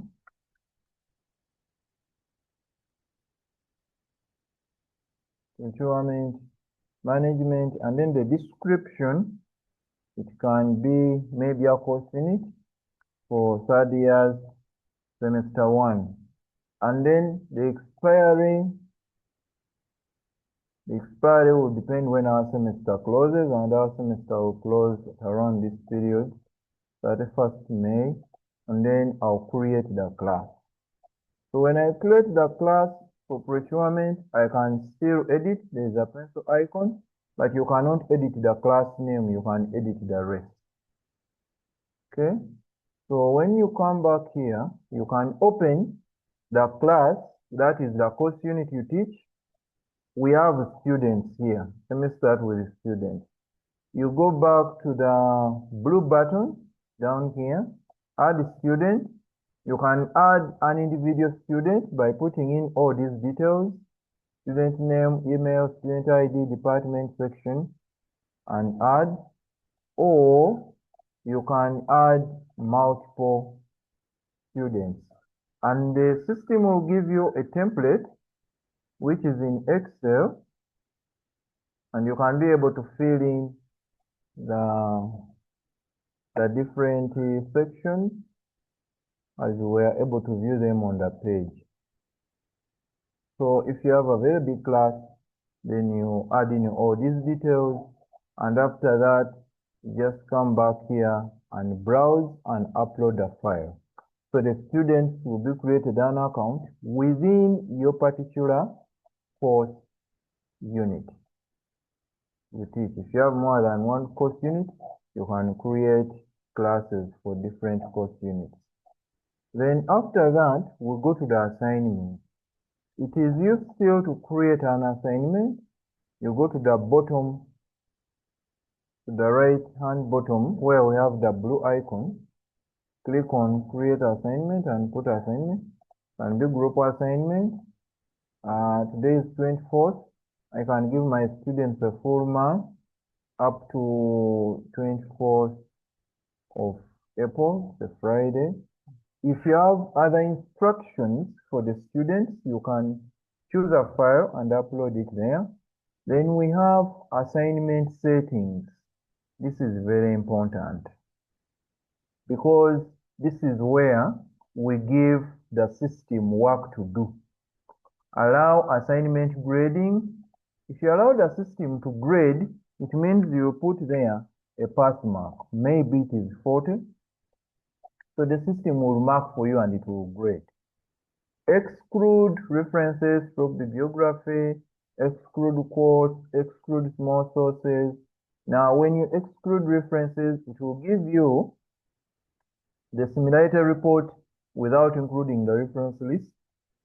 And usually that's what we do for masters and PhD students, because unless you are aware that your class is stubborn, you might put there auto-generated references, then you leave it at no, because you want to see exactly whether they used the resources. So you leave it at no. Exclude quotes. If you don't want the quotes to be checked, you can say yes. Exclude small sources. save to the repository. The moment you say yes, the repository has the institutional and global. When the assignment, you're a person who gives an assignment every year and it's the same, then you are putting your students in trouble, unless that is what your mission is. Because they will go on referring to other previous coursework, and then whenever they submit, because already the work is stored in the repository, in the institution repository of real bit of your institution, then it will be reflecting 100%. Allow resubmission. If you want students to resubmit after the deadline, how many times it's due to gauge, depending on your class. Allow submission after the due date. If the due date you give extra days, maybe 2 or 1, still it's upon you to accept or not. Similarity, choice of email notification. Yes, because you want students to know, be notified when they submit. View similarity report. Yes, because you want students. If you say no, it will be you to download those reports and share them with students. Daily submission limit. How many times can I submit in a day? 1 time, 2 times, 3 times as I check my work to fit the required similarity. I can say maybe 2 or 3, so that they can be able to check their work 3 times in a day as they make changes to fit the standard percentages. Then we have the core, the compare against papers, student papers, journals and publications. Those are our dissertations, those are our databases we looked at first. Internet or web sources, institution repositories. So the database, we wanted to check whether this work was done elsewhere, and the student just copied and pasted it this side without acknowledging or paraphrasing or quoting, and then you submit. So students will only be able to view group assignments, and then they will go to upload a file. If the student is coming from non-English speaking country, like South Sudan, Congo, Rwanda, where they use French or Arabic, they can choose non-English. It's English, they select English, they browse, and then they are able to upload a file. You can upload a file, put the file name, put the title, put the document type. Now, this helps when it comes to the report, which I demonstrated in the first place. When you select a type, then you submit. So the moment you submit, VeroBit is going to give us 3 reports: the grammar quality, the AI score, and the similarity report. Now, ideally, the similarity, let me talk about the similarity which has policies from around the globe. The similarity report at the international level, even here in Uganda, institutions which have come up with the policies, usually at PhD, the assignment shouldn't be above 10% of the article. Masters, 20%, undergraduate, 30%. But some institutions relax it a bit and put undergraduate at 35, masters at 25, and PhD at 15 or 12. So it depends on the institution's policy. For us as in NDU, we are still working on the policy, still in draft form, and when it's ready, people will be aware on that guide. So now this article, it has given us the similarity, which is 9%. So we can be able to check the article. 9% is not bad at all levels, even at PhD level. So when you look at this material, it gives us a summary that satisfactory is 0 to 9. That's why it is green, it's satisfactory. Upgrade 11 to 40%, poor 41 to 60%, unacceptable 61 to 100%. Some students submit their work and you find it when it's unacceptable, and then you wonder. But you can be able to download this report. You can download it as a PDF and have it offline.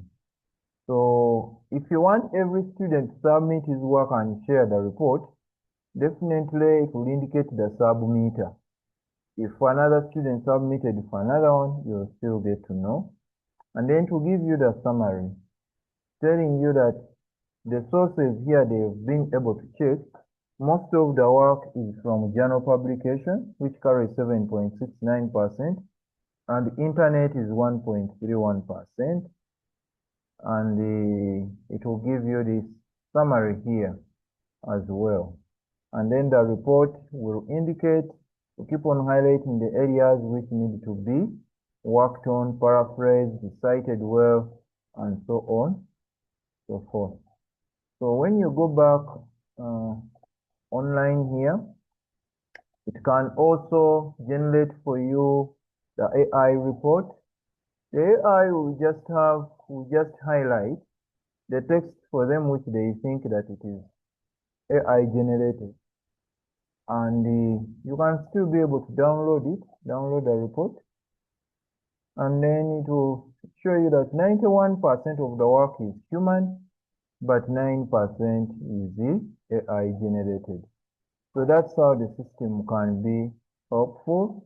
It's not a judge, not a tribunal, an online tribunal, but it's there to guide you, the author, but also to guide the assessor or the person who is assessing you. It can be a supervisor, it can be a lecturer, it can be any other person who is above you, who is trying to guide you. So it guides, but the ball remains in the hands of the supervisor or the assessor of that project or assignment. So the grammar quality usually takes a lot of time because it checks the commas or the punctuation, the full stops, the commas, and so on. But usually we can have a look at some other. I can just show you what it does. Some other collections. Let's look at these other classes. Yeah.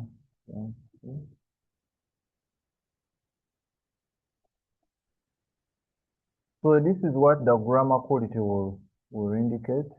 So you can see this work which was submitted. When you come to similarity, it's all fair okay. AI is fair okay, but grammar. I don't know whether because English is a foreign language, but you can see the grammar percentages for all the checks I've done so far, the percentages are high. So this report, you can also be able to download it, and then it will show you where you need to make proper punctuation and proper sentence writing. With that, I want to thank all of you who have been able to attend to the end. And may the good Lord bless you. If you have any questions, feel free to ask as we conclude. Thank you.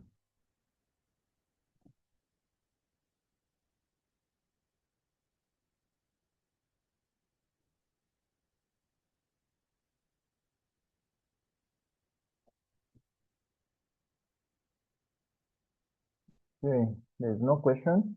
Let us pray. A member prayed for us at the beginning. That was Madame Barbara. Let me pray and we close. Lord, we thank you for this opportunity you've granted us for us to be here for 2 hours and 20 minutes learning different aspects which can help us prosper and excel in our activities we do daily, but also for the development of our institution at large. Thank you for all members who were there from the beginning and those who have been able to finish with us. We thank you, Lord. We continue putting ourselves into your hands as we continue serving. Guide us, give us more knowledge, grant us more knowledge and wisdom as we serve the clients who meet us on our different stations or offices. We've prayed believing in your Son Jesus Christ our Lord. Amen. Amen.